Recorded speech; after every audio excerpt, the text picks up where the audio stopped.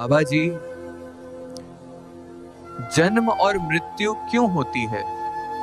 बेटा, आत्मा अनंत है, वो कभी नष्ट नहीं होती। शरीर केवल एक साधन है, जैसे वस्त्र जिसे समय आने पर बदलना पड़ता है। जन्म आत्मा का नया शरीर लेना है, मृत्यु पुराने शरीर का त्याग करना। यह चक्र तब तक चलता है जब तक आत्मा अपने असली घर प्रभु के चरणों में वापस न पहुंच जाए। इसलिए हमें जीवन में भय नहीं कर। बाबा जी, जब मेहनत करने के बाद भी परिणाम न मिले तो मन क्यों उदास हो जाता है? बेटा, कर्म करना हमारे हाथ में है, परिणाम भगवान के हाथ में। यदि हम लगन और निष्ठा से कर्म करते हैं तो उसका फल अवश्य मिलता है, भले ही देर से आए। धैर्य ही सच्ची भक्ति है। हर प्रयास तुम्हें और मजबूत बना रहा है।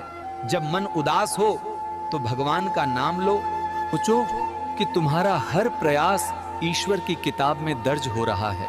समय का इंतजार करो, क्योंकि जो देर से मिलता है वही स्थायी सुख देता है। बाबा जी, जब हमें किसी करीबी से धोखा मिले तो विश्वास कैसे दोबारा बने? बेटा, धोखा जीवन का कठिन पाठ है।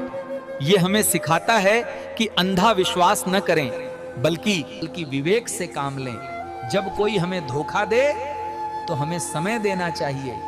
विश्वास एक दिन में नहीं लौटता, लेकिन क्षमा करने और अनुभव से सीखने पर यह धीरे धीरे वापस आता है। सबसे पहले अपने दिल को साफ करो और बोझ छोड़ो, तभी नया विश्वास जन्म लेगा। बाबा जी,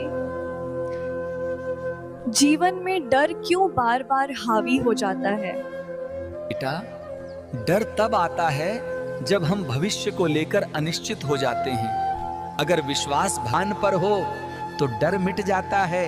ध्यान और नाम स्मरण से मन में साहस भरता है। याद रखो, डर केवल मन का भ्रम है, वास्तविकता नहीं।